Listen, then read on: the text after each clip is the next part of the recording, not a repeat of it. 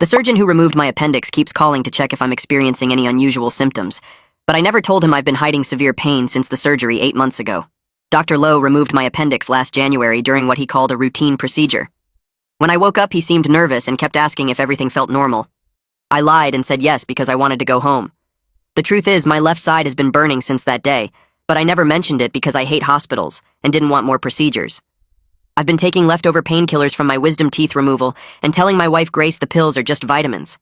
She believed me until last week when she found the empty bottles hidden in my gym bag. That's when everything started unraveling. Grace forced me to see our family doctor, who ordered a CT scan immediately. The radiologist took forever reviewing the images, then called in 2 other doctors to look. They kept pointing at something on the screen and whispering. Finally, they told me there was a surgical clip placed somewhere it shouldn't be, and some unusual scarring near my kidney. They asked who performed my appendectomy, and when I said Dr. Lowe at Regional Medical, they exchanged looks. The radiologist said I needed to get my surgical records immediately. At the hospital records department, the clerk got flustered when she pulled up my file. She said there was a discrepancy and needed to get her supervisor. The supervisor came out holding 2 different surgical reports with my name but different dates. One from January when I had my surgery, and another from 3 days later. The second report was signed by Dr. Lowe, but for a completely different patient named Roy, who was 73 years old. Somehow, both reports were filed under my patient number. The supervisor made copies of everything and kept apologizing, saying this never happens. When I got home, I compared both reports. My report said routine appendectomy with no complications. Roy's report described emergency surgery to repair a perforated bowel caused by accidentally nicking the intestine during an appendectomy 3 days prior. The dates lined up exactly. Roy had his appendix removed the same day as me. According to his report, Dr. Lowe had to go back in to fix his mistake. But here's what made my blood run cold. Roy's surgical report mentioned removing a damaged section near the left kidney that had been compromised by infection from the perforated bowel, the exact area where I've been having pain. I looked up Roy's full name from the report and found his obituary. He died 2 weeks after his second surgery from complications related to sepsis. His family had started a memorial fund for surgical safety awareness. His daughter Melissa ran the fund's website with a section about preventing medical errors. I reached out to Melissa pretending to be interested in donating. She told me her father went in for simple appendix removal, but the surgeon made an error that led to multiple organ failure. She said they considered legal action, but Dr. Lowe claimed Roy had underlying conditions that complicated the surgery. The hospital settled quietly with the family for an undisclosed amount. Melissa mentioned something odd, though. The hospital had initially given them the wrong surgical records with someone else's name. They had to fight for months to get Roy's actual files. She said the other patient was in their 30s and had surgery the same day. That was me. After talking to Melissa, I pulled up Dr. Lowe's surgery schedule from January. The hospital posts general schedules online for transparency. He had 3 appendectomies scheduled that day. Mine at 8 a.m., Roy's at noon, and another patient at 4 p.m. But the surgical notes in my file showed my procedure lasted 4 hours. A normal appendectomy takes maybe an hour. The timeline didn't make sense unless my surgery ran into complications he never documented. I started getting calls from Dr. Lowe's office 2 days after my CT scan. First, his nurse called saying the doctor wanted to schedule a follow-up to check on my healing. Then Dr. Lowe himself called 3 times, leaving messages about wanting to review my post-operative progress. His voice sounded strained. He mentioned he could fit me in after hours, or even meet outside the office if that was more convenient. Yesterday, I got a certified letter from Dr. Lowe's personal attorney, not the hospital's legal team. The letter said there had been an administrative error with my surgical records that needed correction. It included a document for me to sign acknowledging the error was clerical and didn't affect my care. At the bottom was a standard release of liability form. They offered me $15,000 to sign it. I drove to the hospital and requested Roy's complete medical records using a form Melissa had sent me. She'd added me as an authorized family friend for the memorial fund, which gave me access. The records showed Roy and I had the same anesthesiologist and surgical team. But the nursing notes mentioned Dr. Lowe seemed disoriented after my surgery and asked for the wrong instruments during Roy's procedure. One nurse wrote that he called Roy by my name twice. The last page had a handwritten note from a surgical resident. It said Dr. Lowe had complained of a migraine during my surgery, but refused to stop. The resident documented that the doctor's hands were shaking, and he seemed confused about which side the appendix was on. He'd started the incision on the left before correcting himself. That's exactly where my pain is. This morning, Dr. Lowe showed up at my house. I stand frozen at my front window watching Dr. Lowe get out of his car in my driveway. His hands are shaking as he smooths his shirt. Grace is at work and won't be home for 3 hours, leaving me alone to face whatever he's about to say or do. My phone sits on the coffee table behind me. I grab it and open the voice recorder app before walking to the front door. I set the phone down on the entry table inside with the microphone facing out. The recording starts. I open the door before he can knock because I don't want the neighbors seeing a confrontation on my porch. Dr. Lowe looks terrible up close with dark circles under his eyes and sweat on his forehead despite the cool morning air. His shirt collar is crooked and there's a coffee stain on his sleeve. He tries to smile, but it comes out wrong, more like a grimace. He starts talking fast about how the records mix-up was a clerical error and he just wants to make sure I'm healing properly from my routine surgery. His voice cracks when he mentions routine, and I notice he keeps glancing at my left side where the pain has been burning for 8 months. He's breathing hard like he ran here instead of driving. I step back slightly and position myself so his voice will carry clearly into the house where my phone is recording everything. He keeps talking, saying the hospital made a filing mistake with patient numbers and it's all being corrected now. His eyes dart around like he's checking if anyone else is home. I tell him I know about Roy and the perforated bowel and the second surgery 3 days after mine. His face goes completely white, and he actually stumbles backward off my front step, catching himself on the porch railing. He opens his mouth, but nothing comes out at first. Then he starts shaking his head saying no. That's not what happened. There's been a misunderstanding. But his voice is shaking worse than his hands now. I tell him I have Roy's complete medical records. I tell him I know about the migraine during my surgery and the confusion about which side the appendix was on. I tell him I know he started the incision on the left before correcting himself. That's exactly where my pain is. Doctor. Lowe's legs seem to give out, and he sits down hard on my front step. He puts his head in his hands. When he looks up, his eyes are red. He admits he made a mistake during my appendectomy, but says he corrected it immediately and there was no lasting damage. I lift my shirt to show him the exact spot where I've had constant pain for 8 months. I point to the area near my left kidney where the burning never stops. He can't meet my eyes when he sees where I'm pointing. He stares at the ground instead. Then he starts talking faster, saying he fixed the problem during the surgery, saying I shouldn't have any pain there, saying maybe it's something else entirely. But his voice keeps breaking. He begs me not to go to the medical board and offers to pay for any treatment I need out of his own pocket. He says he'll cover everything, any specialist I want to see, any tests, any procedures. He pulls out his wallet like he's going to give me cash right now. When I ask him about Roy, he breaks down crying on my porch. He's actually crying, tears running down his face. He says that was different because Roy had underlying conditions that complicated everything. He says Roy was old and had a weak immune system, and the infection spread too fast. He says there was nothing he could have done differently with Roy. But I saw the nursing notes about him calling Roy by my name during the surgery. I saw the resident's documentation about his hands shaking. He keeps wiping his face with his sleeve and trying to compose himself. He stands up and moves closer to me, still talking about how he can make this right. He says he has connections with the best surgeons in the state. He says he can get me appointments that normally take months. He says he'll personally oversee my care going forward. His voice is getting desperate now, almost pleading. I keep my position in the doorway where my phone can pick up every word. Grace's car pulls into the driveway. Dr. Lowe turns around and sees her getting out. She looks confused seeing him on our porch. She walks up fast, asking what's going on. Dr. Lowe starts talking even faster now, saying he just stopped by to check on my recovery, saying he's been concerned about my healing. Grace looks at me, and I can see she knows something is very wrong. Dr. Lowe keeps making promises about covering my medical expenses forever, about getting me the best care, about making sure I'm completely healthy. Grace pulls out her phone and steps back toward her car. She calls the police saying there's a man harassing us at our home. Doctor. Lowe's face changes from desperate to panicked. He backs away from the porch holding up his hands. He's saying, wait. There's no need for that. He gets in his car and drives away fast, tires squealing slightly as he turns out of our driveway. Grace comes up to the porch asking me what just happened. I tell her to come inside. 20 minutes later, the police arrive. 2 officers get out and walk up to our door. We tell them about Dr. Lowe showing up uninvited. We tell them he was admitting to surgical errors. We tell them he was trying to pay us to keep quiet. The older officer writes everything down in a small notebook. The younger one keeps asking questions about the surgery and what Dr. Lowe said exactly. They say this is a civil matter, but they'll file a report documenting his presence and our complaint. They give us a case number and tell us to call if he comes back. After they leave, I go inside and stop the recording on my phone. Grace sits down at the kitchen table. I play the recording for her. I watch her face change from confusion to horror as she hears Dr. Lowe admit he made a mistake during my surgery. She hears him begging me not to report him. She hears him crying about Roy. When the recording ends, she just stares at me. She asks why I didn't tell her about Roy and the duplicate reports. She asks how long I've known about all this. I have to admit I was scared of what we might uncover. I tell her about meeting Melissa and getting Roy's records. I tell her about the nursing notes and the resident's documentation. I tell her about the settlement offer from Dr. Lowe's attorney.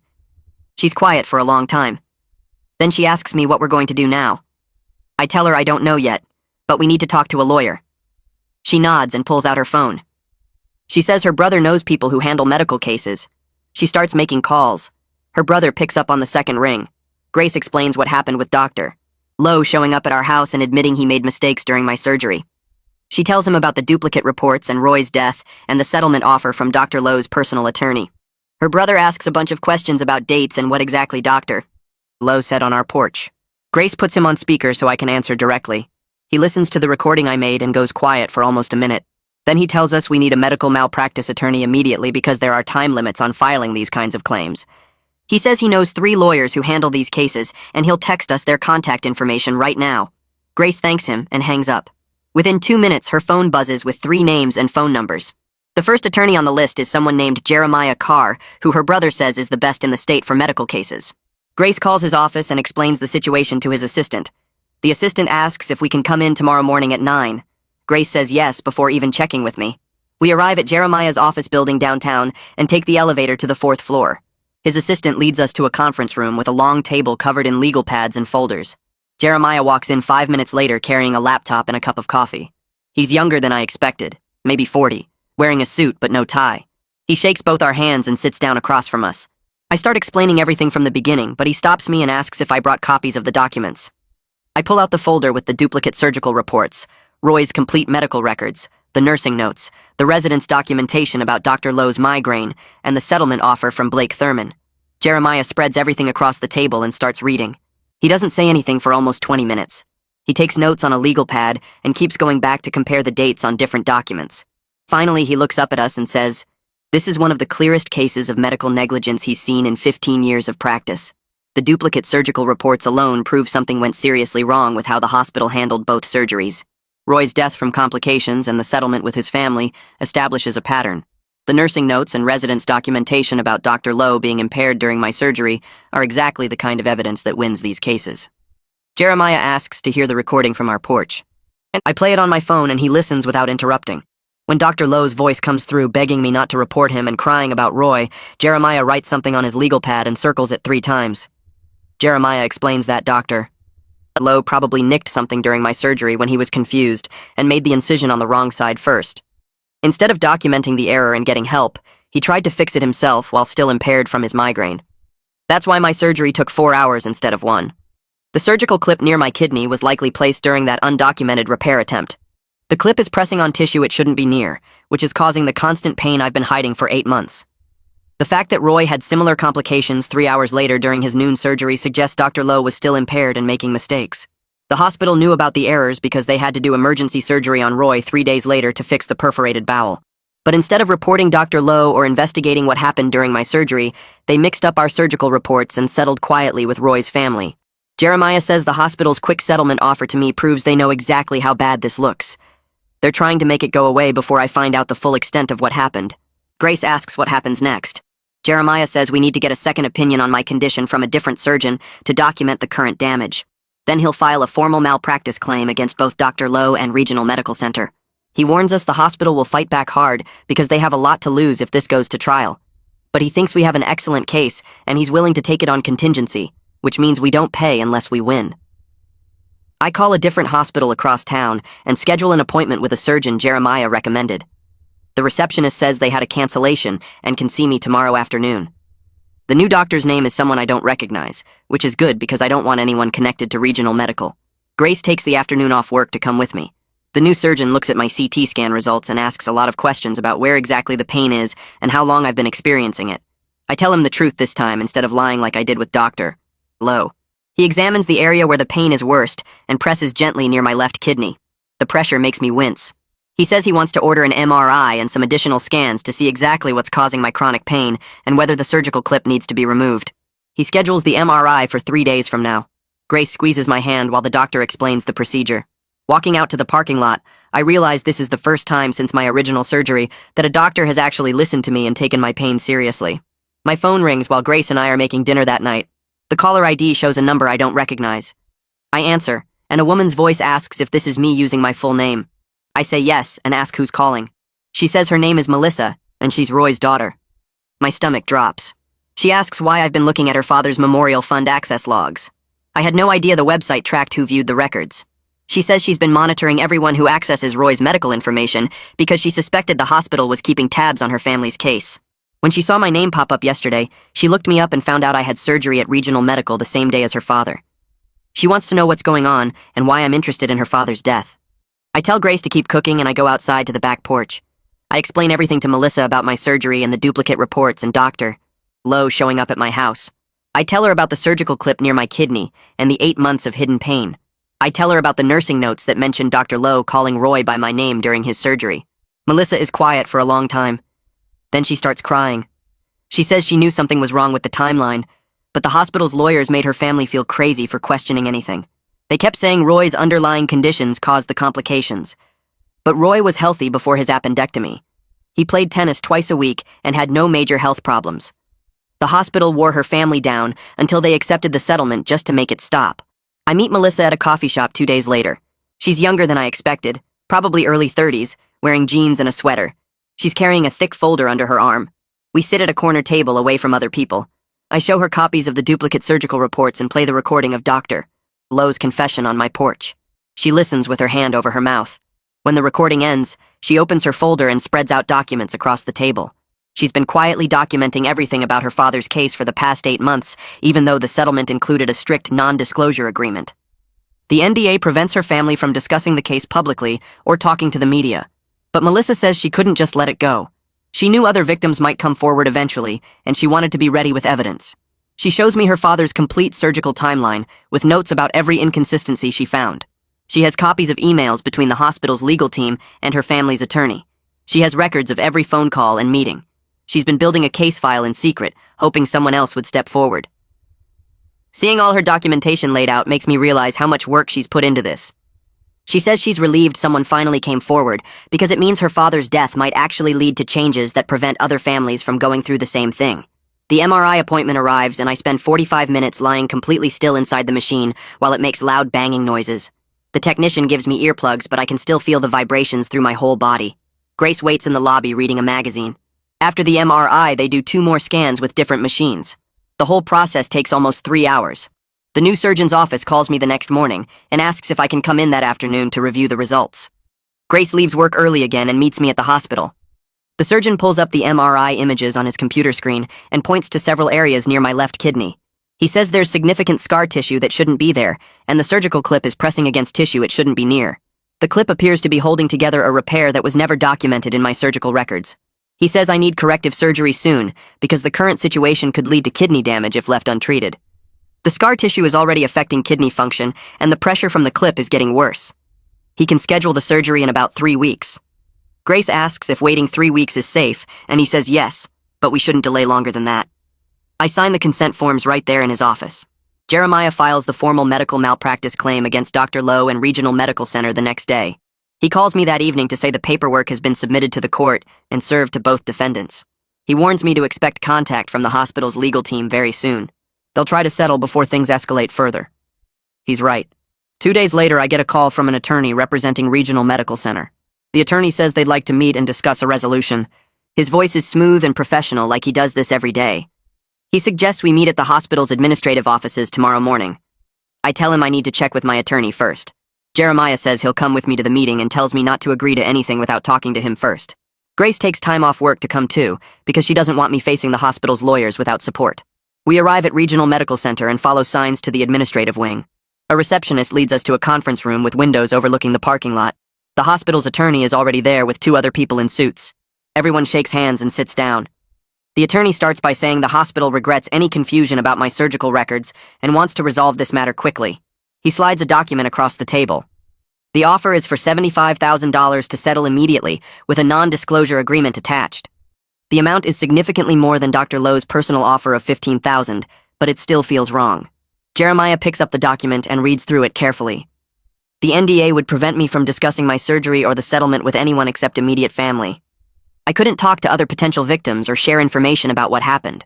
Grace looks at me, and I can tell she's thinking the same thing I am. This is exactly what they did to Melissa's family. They're trying to bury the evidence and make sure no one else finds out about the pattern of negligence. Jeremiah leans back in his chair and taps the hospital's settlement document with his pen. He says the $75,000 offer is insulting, given what we've uncovered about Roy's death and the pattern of negligence. His voice is calm, but there's anger underneath when he explains that Roy died from the exact same kind of surgical error I survived. The hospital knows we have evidence of multiple cover-ups, including the duplicate surgical reports and the missing documentation about complications during my procedure. He tells us the quick settlement offer means they're scared of what a full investigation might reveal about how many other patients Dr. Lowe hurt. Grace squeezes my hand and asks what he thinks my case is actually worth. Jeremiah says with Roy's death establishing negligence and the documented cover-up of surgical errors, we're looking at significantly more than $75,000. He recommends we reject their offer and push for a complete audit of all Dr. Lowe's surgical cases from the past 3 years. The hospital will fight that hard because they know what we'll find. I leave Jeremiah's office with copies of everything we've discussed and drive straight to the hospital parking garage. I sit in my car for 20 minutes working up the courage to call the surgical resident whose name was on that handwritten note about Dr. Lowe's migraine. Her number is in the hospital directory as part of the surgical department contact list. When she answers, I tell her my name and that I was Dr. Lowe's patient last January. There's a long silence before she asks how I got her number. I explain I have copies of the surgical notes, including her documentation about Dr. Lowe's condition during my procedure.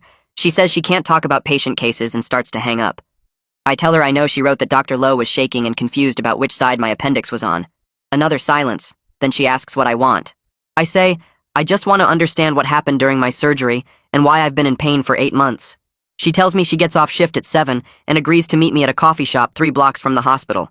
Grace texts asking where I am, and I tell her I'm running errands. I hate lying to her again after everything, but I need to hear what Valerie has to say before I involve Grace in more of this investigation. The coffee shop is nearly empty when I arrive at 7:15.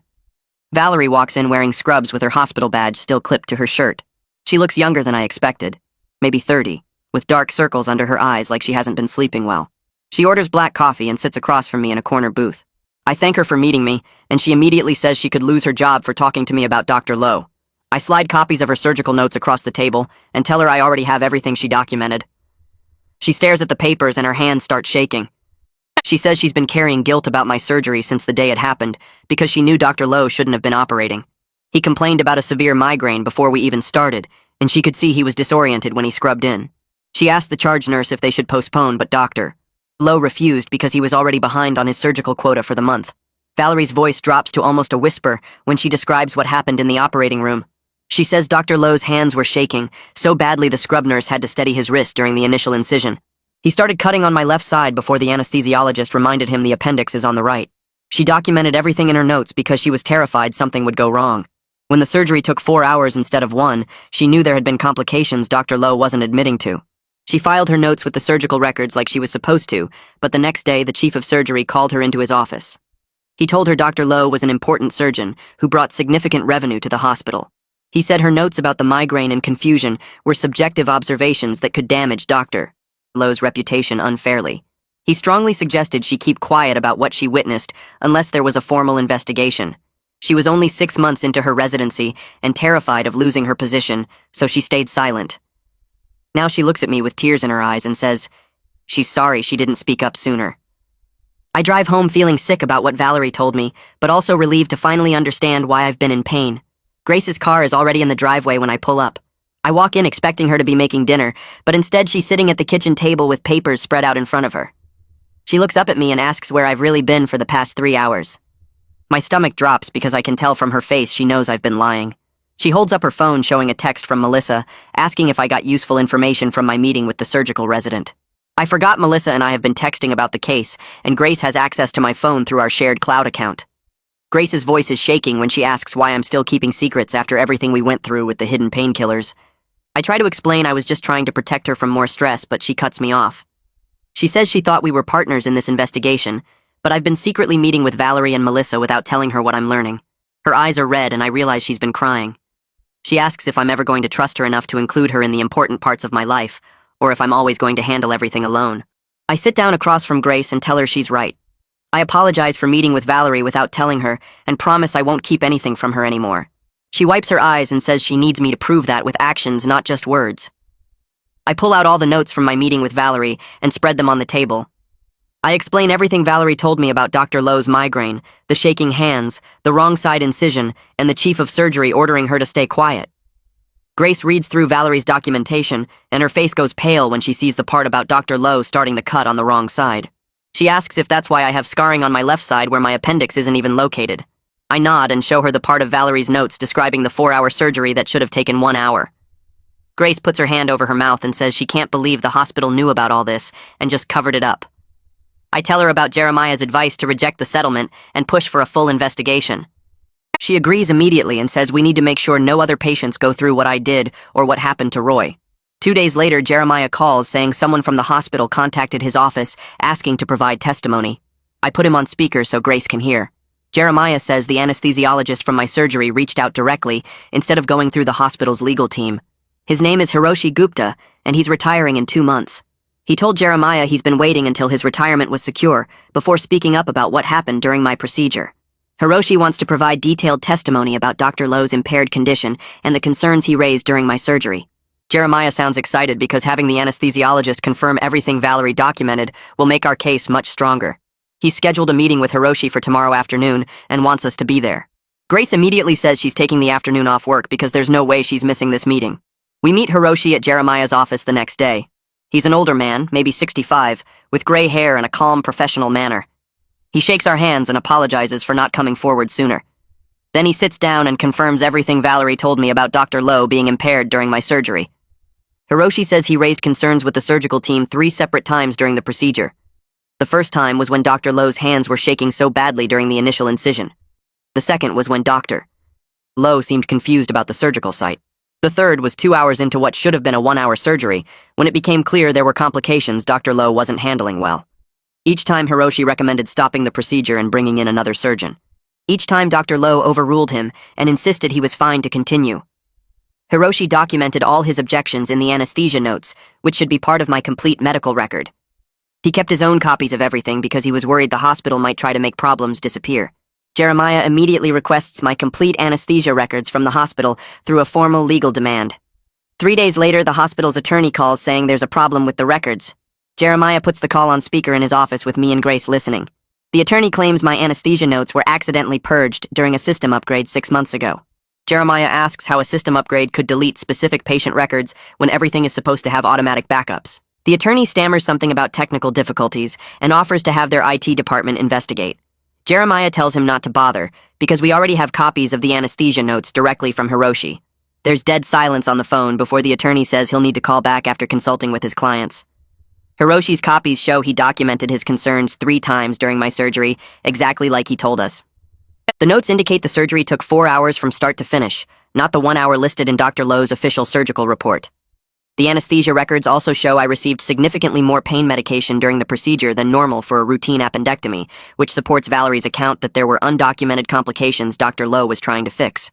The new surgeon schedules my corrective surgery for 3 weeks out and spends almost an hour explaining exactly what he plans to do. He shows me diagrams of where the surgical clip is positioned and traces the path he'll take to remove it without causing more damage. Grace asks about recovery time, and he says probably 2 weeks before I can return to work, maybe longer depending on what he finds once he's in there. She immediately calls her boss and requests additional time off, saying this is a medical emergency that can't wait. Her company only gives her 10 days of paid leave per year, and she's already used 4 of them dealing with my CT scans and doctor appointments, but she doesn't hesitate to ask for more. The surgeon makes her write down his direct cell number and tells her to call him anytime, day or night, if she has questions or concerns. He says he's been reviewing Hiroshi's anesthesia notes and the surgical resident's documentation about Dr. Lowe's condition during my original procedure, and he wants everything documented with video this time, so there's no question about what happened in the operating room. 2 days after we schedule the surgery, Jeremiah calls saying the medical board has officially opened an investigation into Dr. Lowe based on our complaint and all the evidence we provided. He says an investigator will need to interview me, Grace, Melissa, Valerie, and Hiroshi over the next couple weeks to build their case. The investigator shows up at our house the following Monday morning with a briefcase full of forms and a recording device. She's maybe 50 years old with gray hair pulled back tight, and she doesn't waste time with small talk. She asks me to describe every detail I remember from the day of my surgery, starting from when I arrived at the hospital. I tell her about Dr. Lowe seeming nervous when I woke up, about the burning pain in my left side that started immediately, about hiding it for 8 months because I was scared of more procedures. She writes everything down and asks specific questions about conversations I had with Dr. Lowe during follow-up calls. Then she interviews Grace separately in our kitchen while I wait in the living room.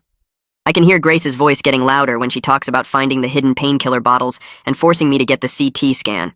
The investigator spends 3 hours at our house going through every document we have, making copies of everything, asking the same questions multiple ways to check if our stories match. She interviews Melissa the next day at the Memorial Fund office. Melissa calls me afterward and says the investigator asked detailed questions about Roy's surgery timeline and the hospital's initial mistake with the records. The investigator wanted to know if anyone from the hospital ever admitted the records mix-up was more than just a clerical error. Melissa told her about the months her family spent fighting to get Roy's actual surgical files and how the hospital kept insisting they had the right records even when the patient name and age were obviously wrong. Valerie gets interviewed at a coffee shop near the hospital because she's worried about being seen talking to investigators on the hospital property. She tells me later that the investigator asked her why she didn't report Dr. Lowe's impaired condition to the medical board immediately after my surgery. Valerie said she was a surgical resident at the time, and the chief of surgery explicitly told her to keep quiet about the incident or risk her career. The investigator made her sign a statement saying the chief of surgery ordered her silence. Hiroshi's interview happens at his home since he's already retired and doesn't care what the hospital thinks anymore. He brings out 3 banker's boxes full of copies he made of anesthesia notes from surgeries where he had concerns about other doctors.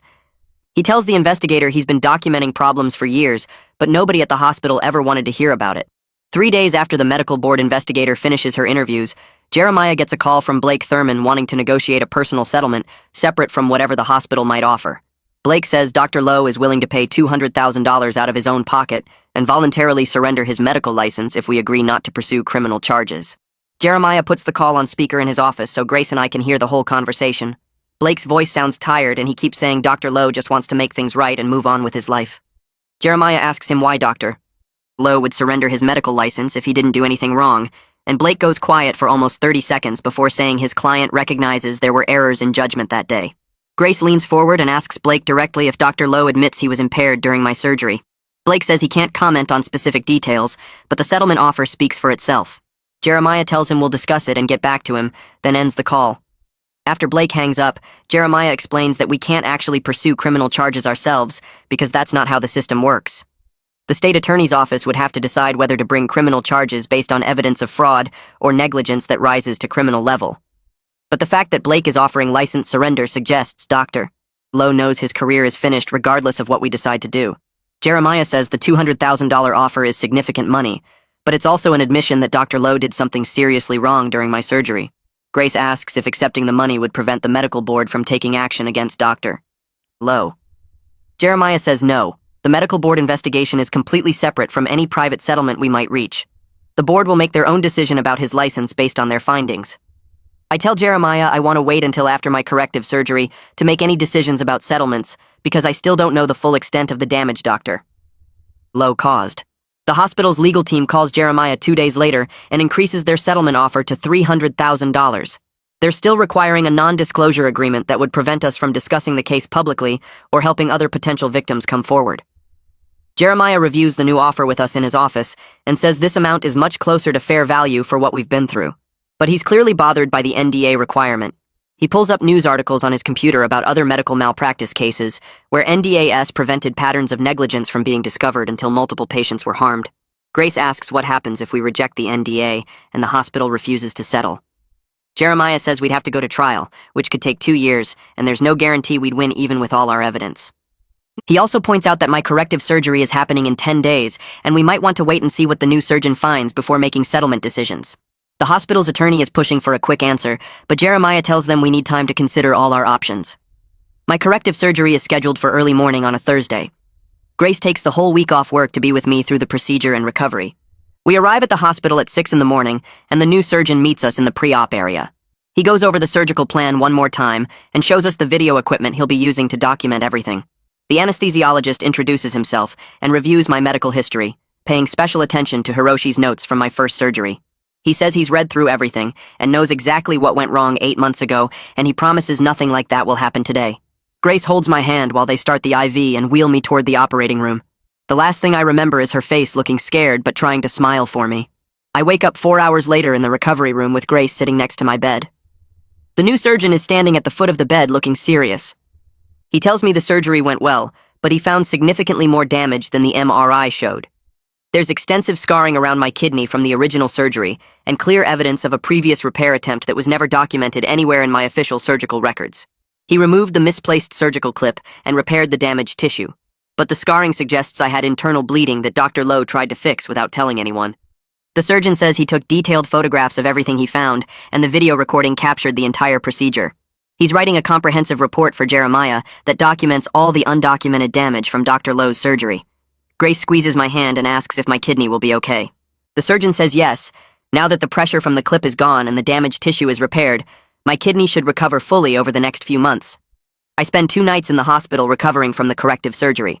Grace stays with me the entire time, sleeping in the uncomfortable chair next to my bed. The new surgeon visits twice a day to check my incisions and make sure there are no complications. On the second day, he brings printed copies of the photographs he took during surgery.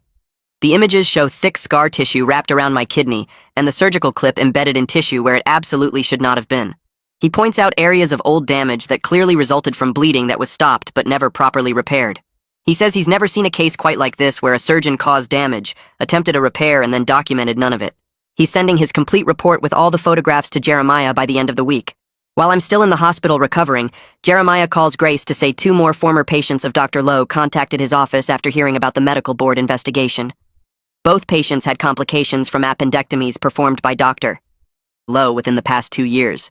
Both were offered quick settlements with non-disclosure agreements that prevented them from discussing their cases or warning other patients. One of them ended up needing a second surgery to fix problems from Dr. Lowe's original procedure, just like Roy did. The other patient has chronic pain similar to what I experienced, but was told by Dr. Lowe that it was normal post-surgical discomfort that would eventually go away. Jeremiah says these new cases establish a clear pattern of negligence and cover-ups. He's documenting everything and plans to share the information with the medical board investigator. Grace spends hours on her laptop researching Dr. Lowe's surgical history while I'm sleeping off the pain medication. She finds public records of malpractice settlements and uses the information from Jeremiah's new clients to search for similar cases. What she discovers makes her actually gasp out loud, which wakes me up. Dr. Lowe has had an unusually high complication rate for routine procedures over the past 3 years compared to other surgeons at Regional Medical. She finds records of at least 6 settlements in cases involving his surgeries, though the details are sealed because of the NDAs. She also discovers that his surgical volume increased dramatically 3 years ago when the hospital promoted him to head of general surgery. The higher volume meant more revenue for the hospital, which probably explains why they didn't look too closely at his complication rate.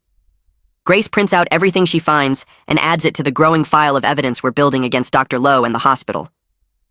The medical board investigator calls Jeremiah on my 3rd day home from the hospital. She says they've found evidence of multiple unreported complications in Dr. Lowe's surgical cases going back at least 3 years. The hospital knew about the pattern because their internal quality review board flagged his cases twice for having complication rates above normal ranges. But instead of restricting his surgical privileges or requiring additional oversight, the hospital allowed him to continue operating because he was bringing in significant revenue from his high surgery volume. The investigator found internal emails where hospital administrators discussed Dr. Lowe's complication rate and decided the settlements were cheaper than losing his surgical income. She says this information changes everything because it shows the hospital actively chose profit over patient safety. Jeremiah asks if this means criminal charges are possible. The investigator says she's referring her findings to the state attorney's office for review, and they'll decide whether the evidence supports criminal fraud charges against both Dr. Lowe and hospital administrators. Melissa calls me 2 days after her conversation with Jeremiah's investigator. Her voice sounds different from before, stronger and more determined. She tells me her family held an emergency meeting with their attorney about the NDA they signed when they settled Roy's case. Their lawyer reviewed all the documents and discovered something important in the fine print. The hospital's settlement agreement included a clause requiring them to disclose any known pattern of similar incidents, and they never mentioned the other victims or Dr. Lowe's history of complications.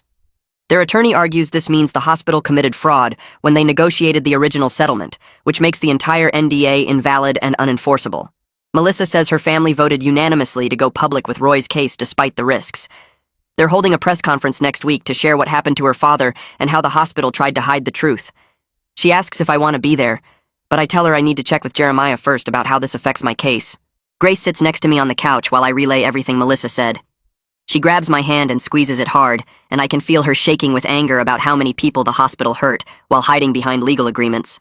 I call Jeremiah immediately, and he answers on the first ring.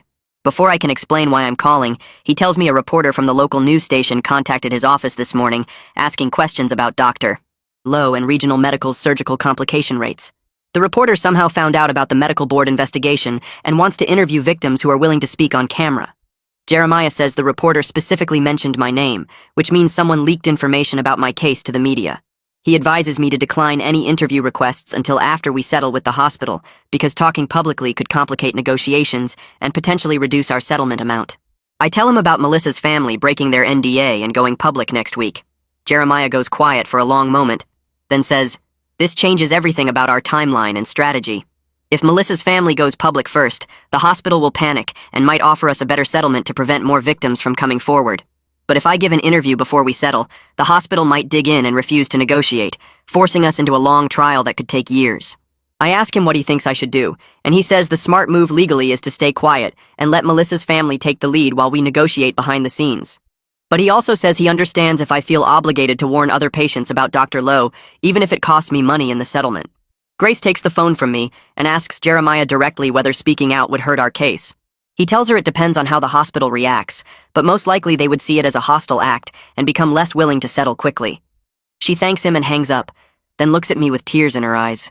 She says she wants justice for what happened to me, but she also wants to make sure no one else gets hurt by Dr. Lowe. We both know we're stuck between protecting ourselves financially and doing what might help other victims. The hospital's legal team calls Jeremiah the morning after Melissa's family announces their press conference. He puts them on speaker so Grace and I can listen from his office. The lead attorney sounds frantic and keeps talking over herself about wanting to resolve my case quickly before things escalate further. She offers us $500,000 with no NDA requirement, which is almost double their previous offer. The only condition is that we settle within 48 hours before Melissa's press conference happens. Jeremiah asks why they're suddenly so generous, and the attorney admits they're concerned about media attention bringing more victims forward. She says the hospital wants to demonstrate good faith by settling fairly with victims who were harmed, and they're willing to pay significantly more to avoid a public trial. Jeremiah tells them we need time to discuss the offer, and he'll call back tomorrow with our answer. After he hangs up, he leans back in his chair and lets out a long breath. He says this is an excellent settlement that would cover all my medical expenses, compensate us for what we've been through, and still allow us to speak publicly about our experience if we choose. The lack of an NDA means we wouldn't be silenced like Roy's family was. But he also warns us that accepting any settlement means giving up our right to a trial, which would expose everything publicly and potentially lead to criminal charges against hospital administrators. Grace and I spend the entire evening sitting at our kitchen table, discussing whether to accept the settlement or push for a trial. She makes a list of pros and cons on a legal pad, writing down every argument we can think of on both sides. The money would be life-changing for us and would cover the costs of my corrective surgery, plus compensate us for the 8 months of pain I endured. We could pay off our mortgage and finally take the vacation we've been planning for years. But a trial might prevent future victims by forcing the hospital to admit publicly what they did and how they covered it up. Grace keeps coming back to the fact that Dr. Lowe is still operating on patients right now while the medical board investigation continues. She worries that accepting a settlement and moving on with our lives means abandoning other people who might get hurt. I remind her that the medical board investigation will continue regardless of what we decide, and Melissa's family going public will bring attention to the pattern of negligence, even if we settle quietly. She nods, but I can see she's not convinced. We talk in circles for hours without reaching a decision, both of us feeling the weight of choosing between our own financial security and potentially helping strangers we'll never meet. Jeremiah calls us the next morning to discuss the settlement offer one final time before we give the hospital our answer. He walks us through what a trial would actually involve, explaining that it could take 2 to 3 years to reach a courtroom and there's no guarantee we would win or get a better outcome than the current offer. The hospital has unlimited resources to drag out litigation, and trials are emotionally exhausting for everyone involved. He points out that my corrective surgery was successful and I'm healing well, which weakens our case for ongoing damages. A jury might award us less than $500,000 if they decide my injuries weren't severe enough to justify a larger amount. He also reminds us that the medical board investigation will continue regardless of our settlement, which means the systemic issues at Regional Medical will still be addressed through that process. His professional recommendation is to accept the settlement because it's a fair amount that compensates us adequately without the risk and stress of a multi-year trial. Grace asks him point blank if he thinks we're selling out by taking the money instead of fighting publicly. Jeremiah says that's a personal question only we can answer, but from a legal standpoint, we've already accomplished something important by forcing the hospital to acknowledge their negligence and pay for what they did. Sometimes the practical choice is also the right choice, even if it doesn't feel as satisfying as a dramatic courtroom victory. We accept the $500,000 settlement with no NDA requirement. Jeremiah handles all the paperwork and negotiations with the hospital's legal team over the next week. The settlement agreement includes language requiring regional medical to implement new surgical safety protocols and oversight procedures for surgeons with high complication rates. They also agree to mandatory reporting of surgical errors to the medical board within 24 hours, which should prevent future cover-ups like what happened with Dr. Lowe. Grace reads every page of the settlement documents twice before we sign them, making sure there are no hidden clauses that would prevent us from speaking about our experience. The hospital transfers the money into our account 3 days after we sign, and seeing that amount in our bank balance feels surreal after everything we've been through. We don't celebrate because it doesn't feel like a victory, just the end of a nightmare that shouldn't have happened in the first place. Melissa calls to congratulate us on the settlement and says her family's press conference generated significant media attention that probably helped push the hospital to settle with us quickly. She invites us to speak at a patient safety conference she's organizing next month, and I tell her we'll think about it. The state medical board suspends Dr. Lowe's license 2 weeks after we settle our case.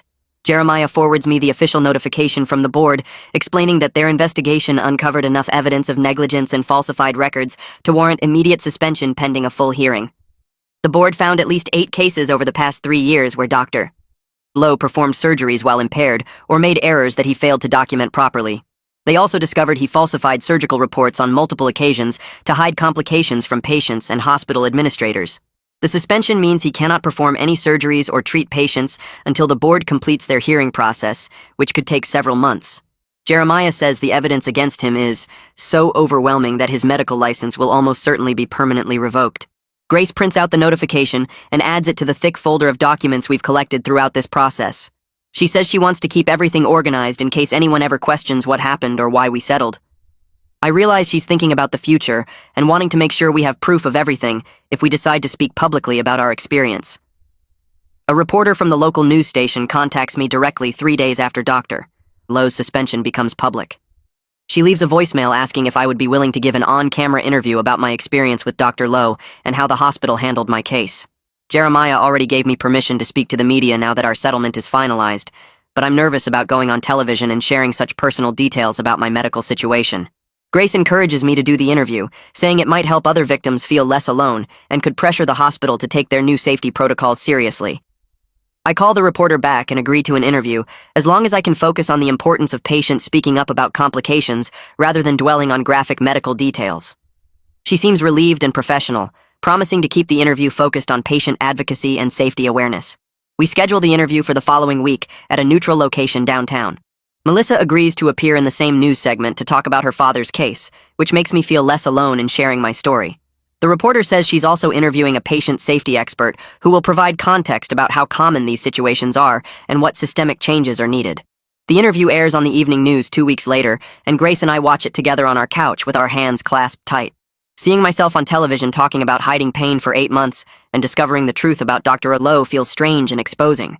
But the reporter edited the segment well, focusing on my message about not accepting quick settlements that hide patterns of negligence and the importance of patients trusting their instincts when something feels wrong. Melissa's portion about her father is heartbreaking and powerful, and several times during the broadcast, I have to pause and breathe deeply to keep from crying. The patient safety expert explains that medical errors are far more common than most people realize, and non-disclosure agreements prevent victims from warning others about dangerous doctors and hospitals.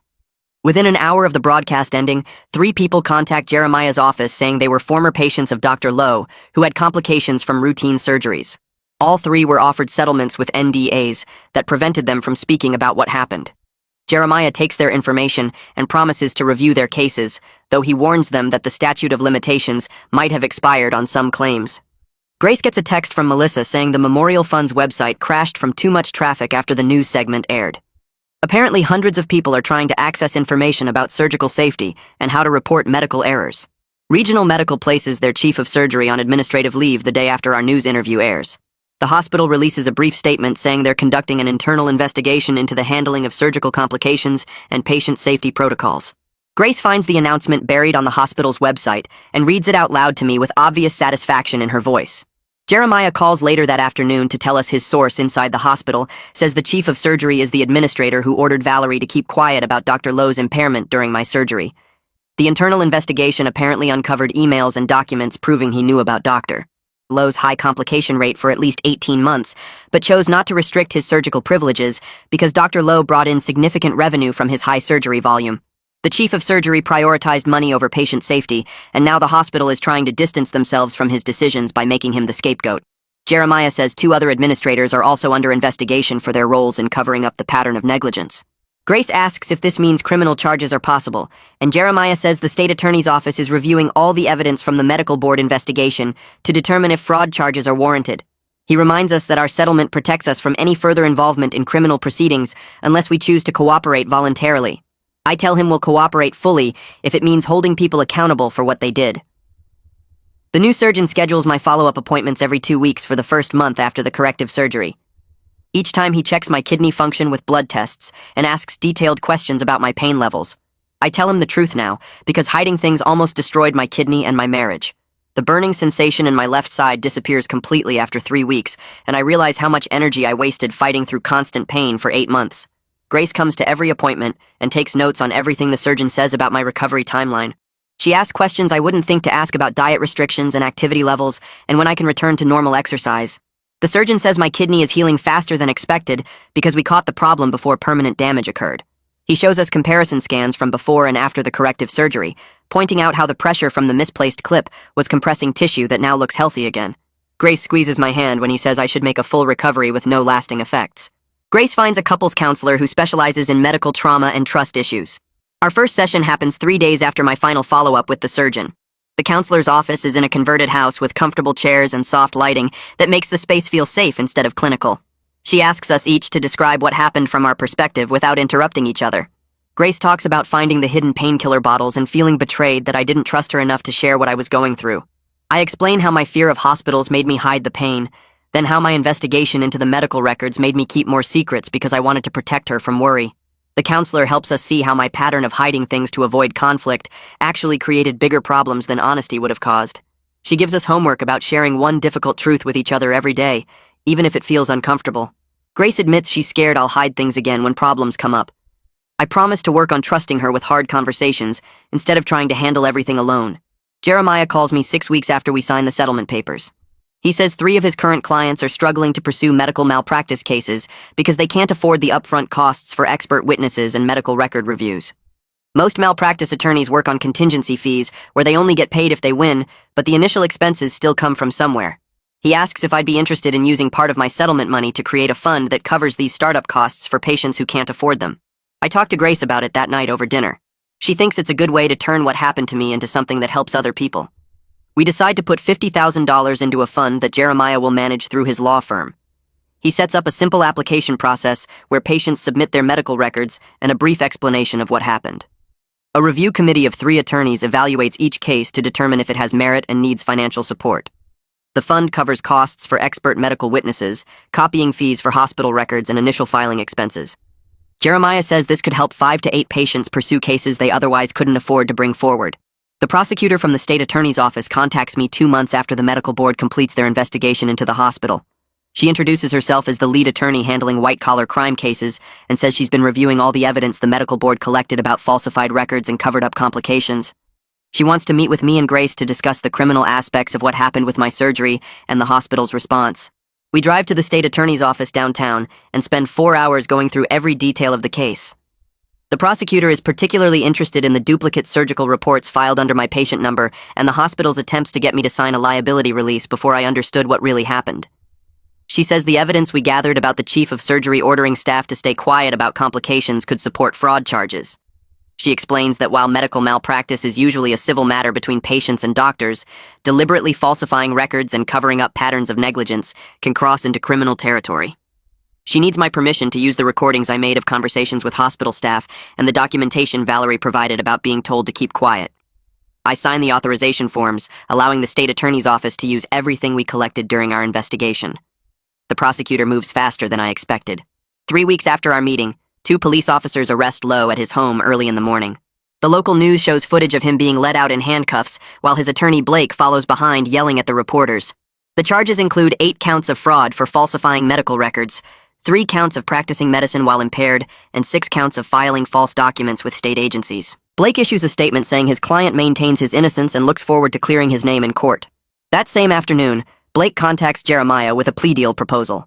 Lowe will permanently surrender his medical license, cooperate fully with the investigation into hospital administrators, and plead guilty to reduce charges if the state drops the impairment counts. The prosecutor calls me that evening to get my input on the plea deal. She says Lowe's cooperation could help build stronger cases against the hospital administrators who knew about his problems, but let him keep operating. I tell her I care more about preventing future victims than punishing Lowe specifically, so if his testimony helps expose the system that protected him, I support the deal.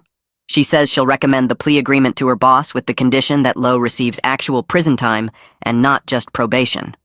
The hospital fires their chief of surgery the day after Lowe's arrest makes the news. Their public statement says the termination resulted from the internal investigation's findings about failure to properly supervise surgical staff and address documented safety concerns. 2 other administrators are also fired within the same week. One was the risk management director who handled settlement negotiations and insisted on non-disclosure agreements for every case. The other was the medical director who signed off on Lowe's surgical privileges despite multiple complaints from nursing staff about his behavior in the operating room. Jeremiah gets copies of their termination letters through discovery requests in ongoing cases against the hospital. The letters reference specific emails and meeting notes where these administrators discussed Lowe's high complication rate, but decided not to restrict his surgery schedule because he generated significant revenue for the hospital. One email from the chief of surgery to the medical director specifically mentions that Lowe's surgical volume brought in over $2 million annually, and losing that revenue would hurt the department's budget. The email was written 6 months before my surgery, proving they knew about problems long before Roy died. Regional Medical holds a press conference 4 months after my corrective surgery. The new chief of surgery stands at a podium with the hospital's CEO and board chairman. They announce sweeping changes to surgical safety protocols, including mandatory peer review for any surgeon with complication rates above department averages.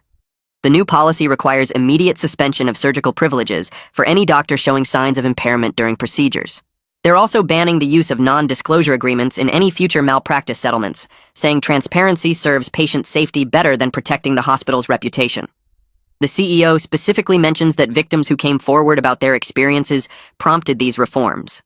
Grace watches the press conference with me and points out they never actually apologize for what happened, just announced they're making changes going forward. I noticed the same thing, but figure the lawyers probably told them not to admit fault since there are still active lawsuits pending.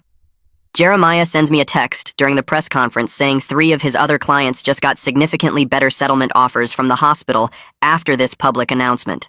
A patient safety organization invites Melissa and me to speak at their annual conference 6 months after everything started. The conference brings together doctors, nurses, hospital administrators, and patient advocates to discuss preventing medical errors. Melissa and I prepare a joint presentation about how non-disclosure agreements protect institutions at the expense of future patients.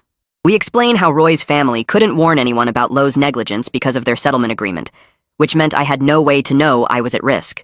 We talk about how the hospital prioritized protecting their reputation and avoiding lawsuits over fixing the actual problems that were hurting patients. I show the duplicate surgical reports and explain how easy it would have been for the records to stay mixed up forever if I hadn't pushed for answers. Melissa describes fighting for months to get her father's actual medical records, while the hospital kept giving her files from a different patient. We end our presentation by showing the timeline of how many patients were harmed between Roy's death and when the pattern finally got exposed. The audience of about 200 people gives us a standing ovation. 3 hospital administrators approach us afterwards saying they're going to review their own settlement practices after hearing our story. Blake negotiates the final terms of Lowe's plea deal 9 months after my corrective surgery. Lowe pleads guilty to 4 counts of fraud for falsifying medical records and 2 counts of filing false documents. He receives a sentence of 2 years in prison, followed by 5 years of probation. The judge also orders him to pay restitution totaling $300,000 to be divided among his victims based on the severity of harm each person suffered. Lowe stands in court, looking nothing like the confident surgeon who operated on me. He's lost weight, and his hair has gone gray. When the judge asks if he wants to make a statement, he apologizes in a shaky voice to everyone he hurt through his negligence and poor judgment. He says he let his pride and fear of consequences override his duty to his patients. Grace and I sit in the courtroom gallery watching him get sentenced. I don't feel satisfaction or anger, just relief that he can't hurt anyone else. Melissa sits 2 rows behind us with her mother. After the sentencing, we all go to lunch together and talk about how strange it feels to finally have this chapter closed. The medical board publishes their final investigative report 11 months after my corrective surgery. The report is 90 pages long and details every failure in the system that allowed Lowe's negligence to continue for 3 years. They document 23 cases where Lowe had complications during routine procedures, 15 of which resulted in additional surgeries to fix his mistakes. The report shows how the hospital's focus on surgical volume and revenue created pressure on doctors to maintain high case numbers even when they were struggling. It reveals that 4 different nurses filed complaints about Lowe's behavior in the operating room, but those complaints never reached the medical board because the hospital handled them internally. The report includes specific recommendations for every hospital in the state, including mandatory reporting of surgical complications to an independent oversight body and restrictions on how hospitals can use non-disclosure agreements in malpractice cases. The board recommends new legislation requiring hospitals to report any surgeon with complication rates significantly above their specialty average. Grace reads through the entire report and marks sections she thinks are most important. She says the recommendations look good, but wonders if hospitals will actually implement them without being forced to by law. I book a cabin in the mountains for the weekend, 3 hours away from everything that reminds us of hospitals and lawyers and medical records. Grace packs our bags while I load the car, and for the first time in 8 months, I lift the heavy cooler without that sharp burning sensation in my left side. The drive feels different without pain medication making everything fuzzy around the edges. I can focus on the road and actually enjoy the scenery instead of counting minutes until my next pill. Grace keeps looking over at me with this small smile, and halfway through the drive, she reaches across to squeeze my hand. We hike 2 miles to a waterfall on Saturday morning, something I couldn't have done a month ago without needing to stop every few minutes. My body moves the way it's supposed to again, muscles working without that constant interference of pain signals. We sit on the rocks by the water, and Grace tells me she was terrified I might never recover fully, that the damage might be permanent. I admit I had the same fear every single day since the corrective surgery.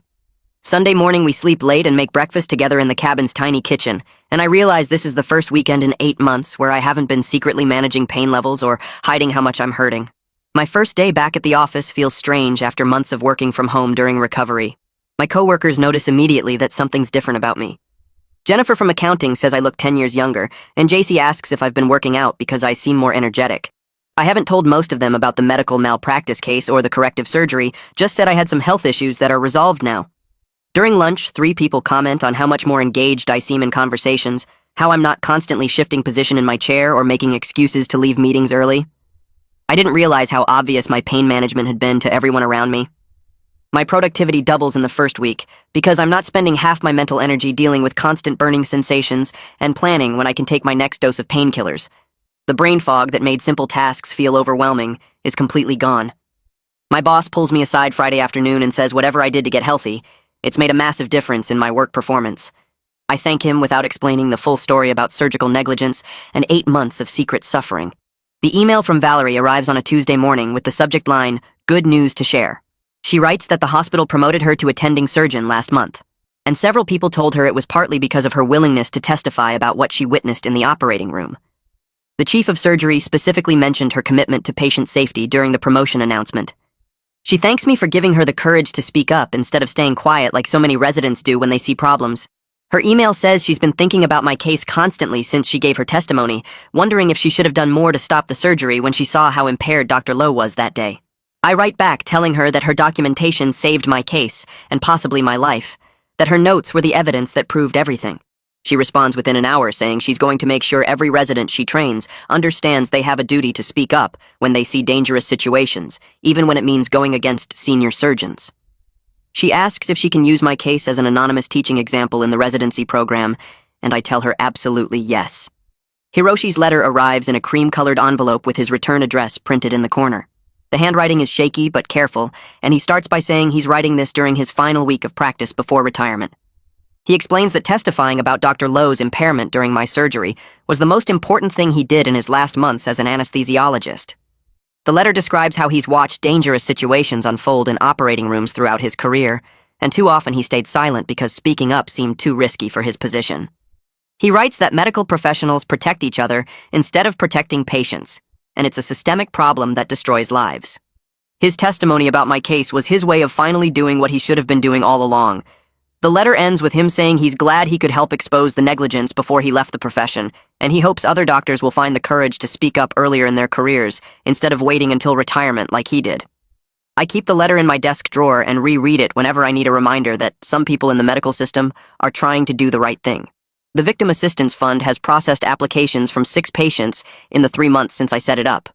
3 of those cases have already settled successfully, with the fund covering expert witness fees and medical record retrieval costs that the patients couldn't afford up front. A woman named Susan sends me a thank you card saying the fund made it possible for her to pursue a case against the surgeon who left a sponge inside her during a routine procedure. Without help covering the initial legal expenses, she would have given up because she couldn't risk losing money her family needed for bills. Her settlement covered her corrective surgery and ongoing medical treatment. Another patient named Thomas emails to say the fund helped him hire the expert witnesses who proved his surgeon operated on the wrong knee, and his case settled for enough money to pay for the revision surgery he needs. The fund administrator sends me quarterly reports showing how many patients have applied and how many cases have moved forward because of the financial support. Seeing these results makes me feel like something good came from everything I went through with Dr. Lowe. Our final couples counseling session happens on a Thursday evening 6 months after we started. The therapist reviews how far we've come from that first session, when Grace was furious about all the secrets I'd kept and I was defensive about my reasons for hiding everything. She points out that we've learned to communicate about difficult topics instead of avoiding them, and we've built new patterns for handling stress together instead of separately.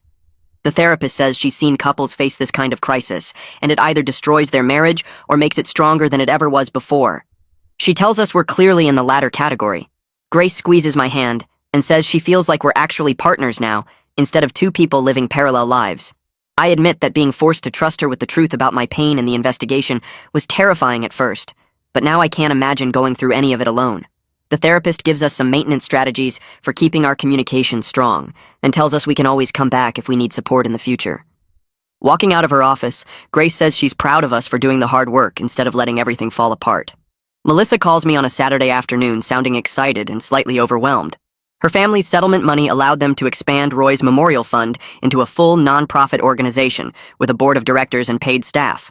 They're focusing on surgical safety advocacy and pushing for transparency in medical error reporting across the state. She asks if I'll join their advisory board to help guide their advocacy work, and I agree immediately. The first board meeting happens 2 weeks later in a conference room they're renting downtown. Melissa's mother is there along with 2 other families who lost relatives to surgical errors. We spend 3 hours discussing legislative priorities and public awareness campaigns. The organization plans to publish an annual report on surgical complication rates at every hospital in the state, using public records requests to gather data that hospitals usually keep hidden. Melissa wants to create a patient advocacy hotline where people can report concerns about their surgeries and get connected with resources. I volunteer to help develop educational materials about recognizing signs of surgical negligence and understanding your rights as a patient. Leaving that meeting, I feel like Roy's death is leading to real systemic changes that will protect other patients. The state legislator contacts our advocacy group through the nonprofit's website. Her email explains that she's been following the news coverage of Dr. Lowe's case and wants to sponsor a bill banning NDAs in medical malpractice settlements statewide. She asks if our organization can help draft legislation that balances patient privacy rights with the need to identify dangerous patterns of negligence. Melissa sets up a meeting at the legislator's office for the following week. We bring examples of how NDAs prevented Roy's family and other victims from warning people about Dr. Lowe's pattern of errors. The legislator takes detailed notes and asks her staff attorney to start drafting bill language. Over the next 2 months, we exchange multiple versions of the proposed legislation, refining the language to close loopholes that hospitals might use. The bill requires hospitals to report settlement patterns to the medical board and prohibits NDAs that prevent patients from discussing their medical care. Hospitals can still protect proprietary business information, but they can't silence patients about what happened in the operating room. The legislator introduces the bill in committee and invites me to testify about my experience. The bill passes the state Senate by a vote of 32 to 8 6 months after my corrective surgery. The House of Representatives approves it 3 weeks later, with only minor amendments. Melissa and I attend the signing ceremony at the state capitol, where the governor adds the new law to the books with reporters and cameras recording everything. The governor mentions Roy's case specifically and talks about how transparency in medical error reporting will save lives by identifying dangerous surgeons before they hurt more patients. The law takes effect in 90 days, giving hospitals time to update their settlement procedures and notify the medical board about existing patterns. Melissa's mother cries during the ceremony, and afterward she tells me this is what Roy would have wanted his death to mean. The advocacy organization publishes a press release explaining how the new law will work and encouraging patients to report surgical complications without fear of being silenced. Several other states contact us, asking for copies of the legislation so they can introduce similar bills. The letter arrives in my mailbox on a Tuesday with a return address I don't recognize. Inside is a handwritten note from a woman named Sarah, who saw my news interview about the medical malpractice case. She writes that watching me speak publicly about what happened gave her the courage to pursue her own case against a surgeon who made errors during her gallbladder removal. She had been terrified to come forward because the surgeon was well respected and she thought no one would believe her. My willingness to tell my story made her realize she wasn't alone and that speaking up was worth the risk. Her case just settled for enough money to cover the ongoing medical treatment she needs for the complications from her botched surgery. She thanks me for being brave enough to go public when I could have just taken the settlement money and stayed quiet. The letter ends with her saying she's going to use part of her settlement to help other victims find attorneys and medical experts. I add her letter to the folder where I keep Hiroshi's letter and Valerie's emails, reminders that telling the truth about what happened created ripples that reached farther than I expected. Grace and I sit at the kitchen table one Saturday morning looking at our bank account balance with the settlement money finally deposited. She suggests we could finally do the home renovation we've talked about for years, maybe turn the cramped kitchen into something we actually enjoy cooking in, and fix the leaky bathroom that's been driving us crazy since we moved in. I agree immediately, because we need something positive to focus on after everything we've been through with the legal battles and medical procedures. We hire a contractor the following week and spend evenings picking out tile samples and cabinet colors, arguing good-naturedly about whether we should go with white subway tile or the gray hexagon pattern Grace loves. The construction noise and dust become our new normal for 3 months, but watching the house transform into the space we've always wanted gives us something to be excited about together instead of just stressed and angry about medical negligence. 2 years after my original surgery, I stand in our renovated kitchen making coffee and realize the burning pain in my left side is completely gone and hasn't come back. My latest checkup showed no kidney damage, and my doctor says I'm as healthy as someone who never had complications at all. Grace and I are stronger than we were before this nightmare started, because we learned to communicate about hard things instead of me hiding problems until they explode. The advocacy organization Melissa and I built has helped change state laws about medical transparency, and we've assisted dozens of other patients who were being pressured into silence by hospitals offering settlements with gag orders. The system still has major problems and dangerous doctors still slip through sometimes, but we proved that regular people speaking up can create real change when they refuse to stay quiet about what happened to them.